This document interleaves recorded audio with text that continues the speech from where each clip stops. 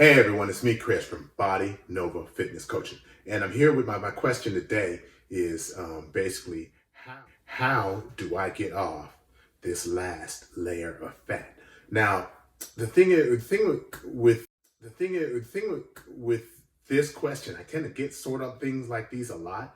And there's certain things that people are going to have to realize.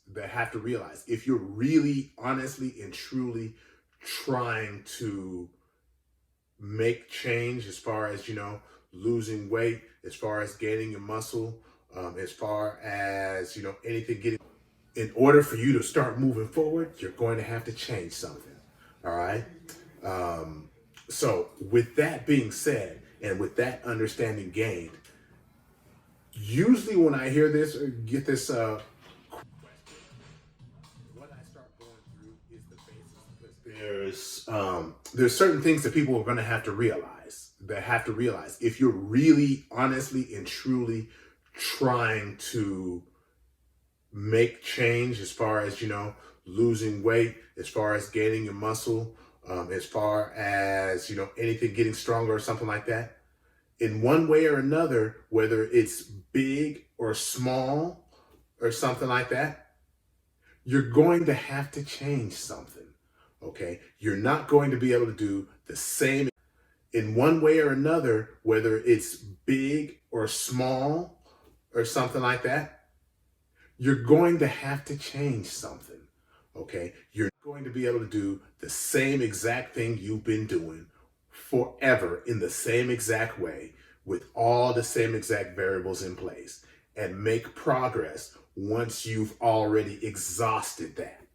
Meaning that if I do the same weight for the same, for the same reps, for the same, with the same rest, the same tempo, forever, I'm going to adapt to it, and it's going to stop. My results are going to stop. Okay. Once those results stop, that's it. It's done.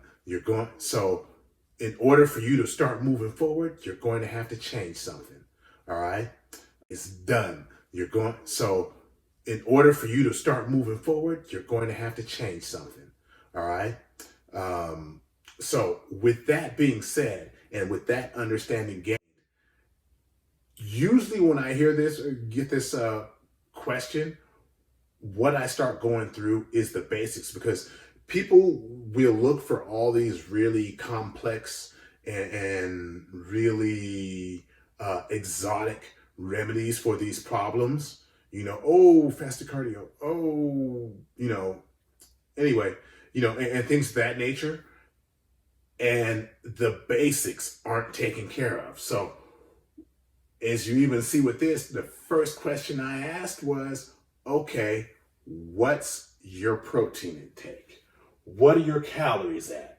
What's your training habits? Because within that, that might already tell you what you need to fix before you even get into anything exotic. So for example, when you start looking at research, whether it's fat loss, whether it's muscle gain, whether it's whatever, once the calorie intake is taken care of, okay, once you know that you're in a calorie deficit for going weight loss, calories if you're trying to gain muscle, the next thing that plays an outcome or plays a role in your results is your protein intake.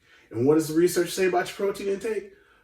One of the things is those people that had that were in a caloric deficit, when they had a higher protein intake or protein intake at 1 gram per pound of body weight, they lost more fat and they held on to or gained more muscle. Okay, so they lost more fat, which can be thought of as that last layer of fat, and they gained more muscle, or held on to more muscle, meaning they didn't lose as much muscle. If you're losing muscle at the same weight, you're going to look fatter. Okay, think about it that way. So I'm always going to ask, where is that protein intake at?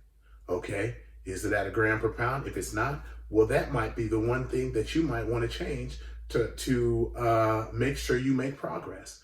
Okay, or even a gram per pound. Some people, they have really, really high body fats and really high weights. So, like if it's a woman, let's say she's 200 pounds and stuff like that, she might not need to start at 200 grams of protein. But let's just say her lean body mass is 150.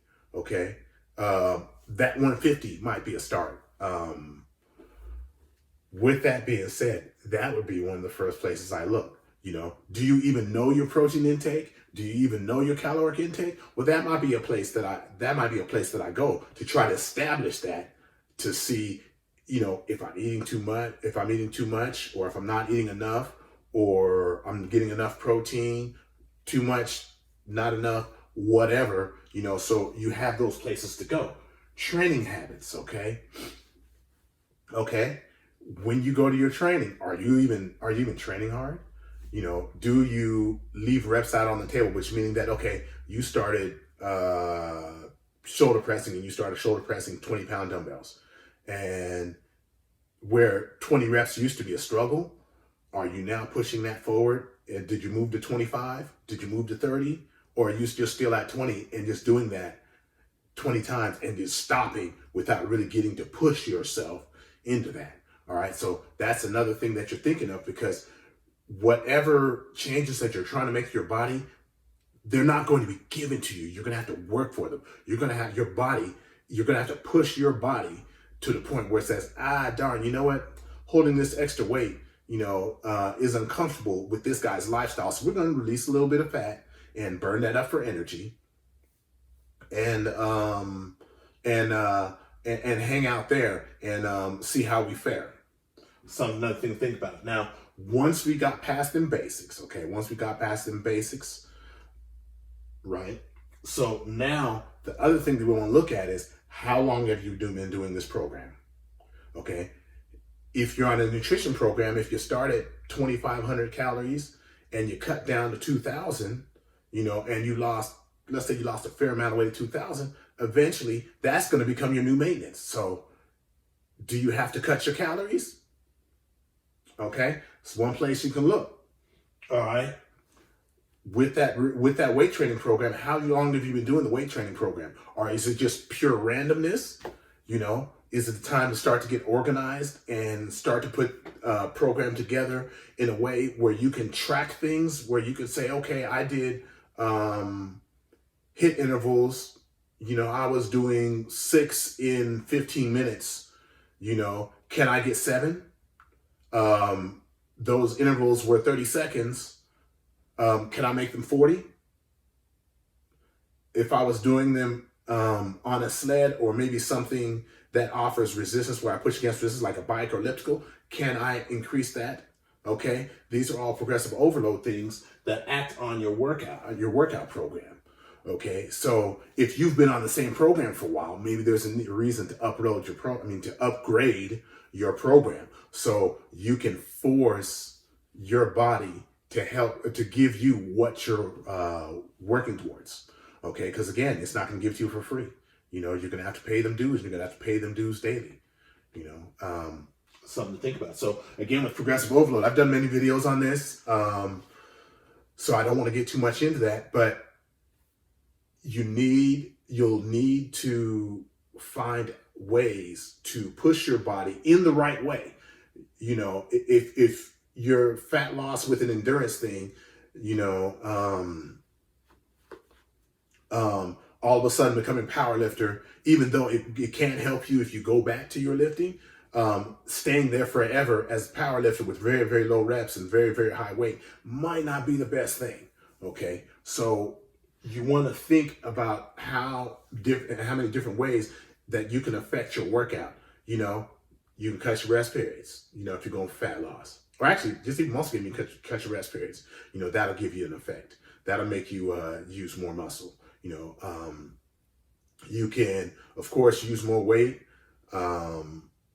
You can do more volume, more sets, maybe 3 sets to 4, 4 sets to 5, something like that. Add an exercise with 3 sets, so the volume of work that's being done, you can change that. Like I said, I'm not going to go too much into that, but you just have to know that you have to be moving forward. So you have to find ways to push your fitness forward, to make you adapt. That comfort zone is no good. It's a killer of progress. Okay. So, And here's another thing, and I find this as being another way where people kill the progress is, do you go with the grain as opposed to against the grain? So in exercise science, in things like that, there are things that people do to help their body recover. And when you help your body recover, it gives you what you want. It gives you the ability to work harder. It gives you the ability to, withstand more, I'm going to say punishment for lack of a better word, so that you can work harder and make progress, or withstand a more difficult workout to make progress. Okay. So, but what people think, it's another way that we view the world through a straw. They'll use athletes and they'll say, hey, doing a protein drink after your workout helps you make progress. Having your protein intake at 1 gram per pound of body weight helps you make more progress. So they say, gosh, well, that only applies to athletes. And that's like the dumbest stuff I've ever heard. Okay. And the reason being is because your body doesn't know that whether you're an athlete or not. It just knows, okay, this is what's going on. This is a scenario. This is what's going on.